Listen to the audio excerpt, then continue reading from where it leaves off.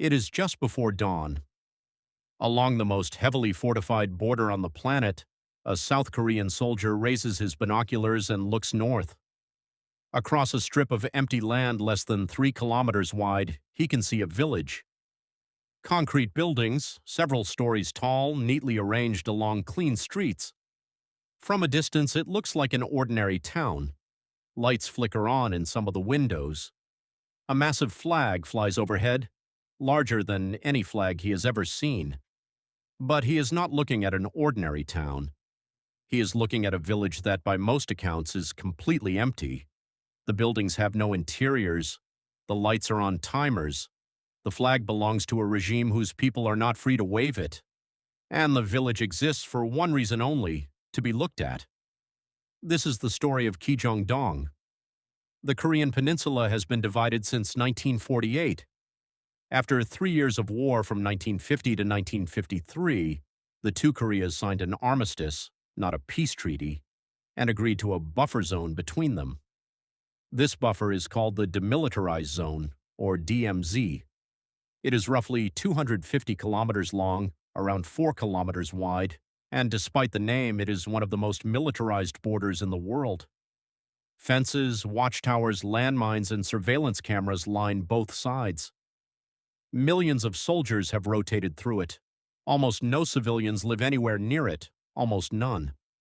Because inside the DMZ itself, on either side of the demarcation line, the original armistice agreement allowed each country to maintain a single civilian village. On the southern side, that village is called Kijong-dong, which translates roughly to Freedom Village. It is home to a few hundred residents, most of them farmers descended from families that lived there before the war. They live under heavy restrictions, they have an early curfew, soldiers monitor their movements, and they are exempt from South Korea's mandatory military service in exchange for staying. On the northern side, just over 2 kilometers away, sits the second village. North Korea calls it Kijong-dong, the Peace Village. Foreign journalists have given it a different name. They call it the Propaganda Village. Some have also called it the Potemkin Village of the Korean border, a reference to the supposed fake settlements that 18th century Russian officials were said to have built along travel routes to impress passing royalty. To understand why, you have to look at when it was built. Most of Kijong-dong was constructed in the 1950s, shortly after the armistice. From a distance, it looks like a model town. Multi-story concrete buildings, a school, a hospital, a community center, painted in pastel colors, all visible to anyone looking north from the South Korean side. For the first few decades, North Korea presented this village to the world as evidence of its prosperity. Defectors and visiting officials were told that workers lived here, farmed nearby fields, and enjoyed modern amenities. Some accounts described electricity, schools that buses arrived to collect students from, and lights that came on at night. But over time, as observation equipment got better, the story began to unravel.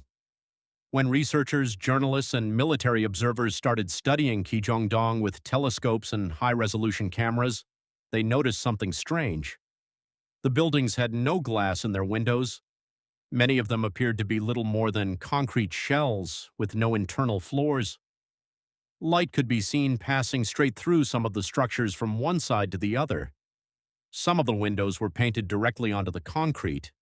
Where actual windows do exist, they are often left bare, with no curtains, no signs of furniture inside, and no evidence of any human use beyond the most basic upkeep. The lights inside followed a strict schedule. They turned on at the same time every evening. They turned off at the same time every morning. People rarely seemed to come or go from the buildings, and when they did, they appeared to be maintenance workers rather than residents. In other words, the village was almost certainly a shell, a stage set. An entire town built not to house people, but to project an image of prosperity across the border. The image, however, was just one part of the story, because while the buildings were quiet, the loudspeakers were not. Mounted on poles throughout Kijong-dong are enormous PA systems. For decades, these systems have broadcast announcements, music, and political statements across the border into South Korea. The broadcasts run for hours at a time. They include patriotic songs, lectures about ideology, and condemnations of the South Korean and American governments. Some of the messages have been bizarre.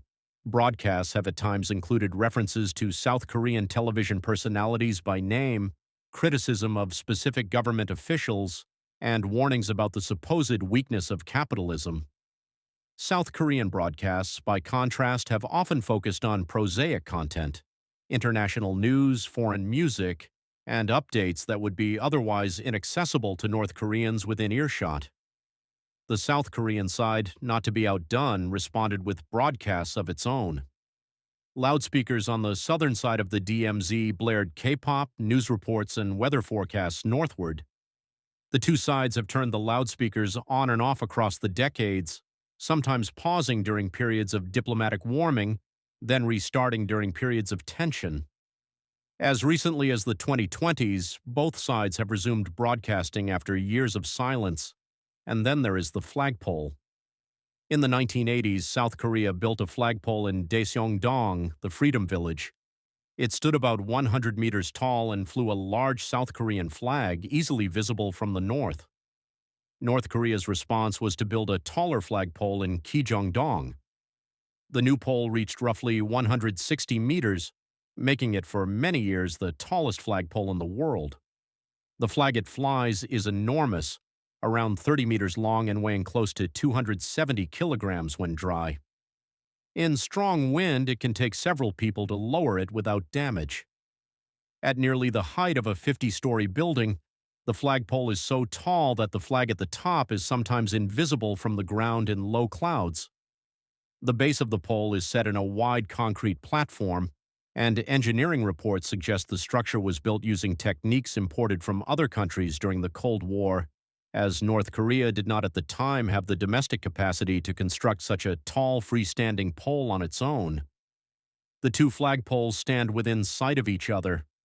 They have come to be known as the centerpiece of what some call the Flagpole War, a small, almost absurd corner of the Cold War fought entirely with poles and fabric. For decades, the North Korean flagpole held the title of tallest in the world, until it was eventually surpassed by structures in other countries. It remains one of the tallest ever built. The strangeness of Kijong-dong is not just architectural, it is also operational. Because the village exists in a zone where almost no one is allowed to go, it is extraordinarily difficult to verify what is actually happening inside it. North Korea has never opened it to outside inspection. The few visitors who have been allowed close, typically as part of tightly controlled tours, describe being kept at a distance and not permitted to enter the buildings. What is known is that the village is maintained, buildings are repainted periodically, the grounds are kept in order. Someone or some small group of people is doing the work to keep it presentable. But whether anyone actually lives there in the conventional sense, sleeps there, eats there, raises children there, remains uncertain. The most widely held view among analysts and former observers is that the village is essentially unoccupied. Some workers may visit during the day for maintenance. A small caretaking population may rotate through, but it is not a functioning town. It never was. So why does it exist? The simplest answer is that Kijong-dong was built to be seen. Its primary audience was never its own residents. It was the South Koreans looking across the border and through them the rest of the world. In the years after the Korean War, the contrast between the two Koreas was not as stark as it is today. Both countries were poor, both were rebuilding. North Korea, for a brief window in the 1950s and 1960s, was actually wealthier on a per capita basis than the South. Showing off a prosperous border village was a way of signaling to the other side, look how well we are doing. That signal mattered. The Cold War was a contest of images as much as it was a contest of weapons. East and West competed not just militarily, but in terms of which system produced better lives for its people. A village like Kijong-dong, visible from the most contested border in Asia, was a piece of propaganda architecture aimed squarely at that competition. But over the decades, the relative wealth of the two Koreas reversed sharply. South Korea industrialized, opened its economy, and became one of the largest economies in the world. North Korea did not. By the time observers were able to confirm that the village was largely empty, the image it was trying to project had become impossible to sustain in real life. What makes Kijong-dong remarkable is not just that it is fake, it is that it is one of the few examples of an entire town built purely as a piece of statecraft. It is architecture as messaging, a village that exists to be photographed, not lived in. This kind of construction is not unique to North Korea. Countries around the world have built model neighborhoods, demonstration cities, and showcase developments for various reasons, but few have done so at this scale, this close to a contested border, and this openly designed to be observed. There is also something almost theatrical about it.